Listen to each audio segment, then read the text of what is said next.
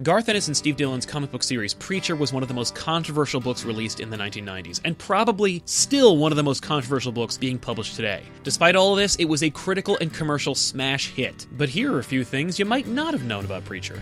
The entire undercurrent of Preacher, that being the titular character Jesse Custer being imbued with the essence of a new deity, was initially a concept from a Constantine book. It was in the Hellblazer title, also from DC Vertigo, also written by Garth Ennis, that the question was raised of what might happen if a demon and an angel's offspring tied itself to a person.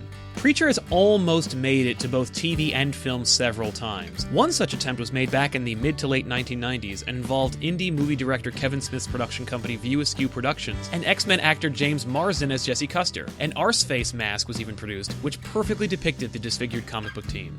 In 2006, another attempt was made, this time for the premium cable TV service HBO. Director Mark Steven Johnson, of Ghost Rider and Daredevil fame, was so dedicated to the project, his pitch was simply one episode for every issue of the 66, although technically 75, issue series. Even Garth Ennis himself was surprised, and was quoted in saying, "You really don't have to be so beholden to the comic." HBO's change in management 2 years later finally killed the project completely. Despite the graphic and adult nature of the comic book, action figures were produced that depicted some of the main cast, including Jesse, Tulip, Cassidy, and the Saint of Killers. If you're familiar at all with fantasy or horror, you are familiar with the Stephen King epic Dark Tower series.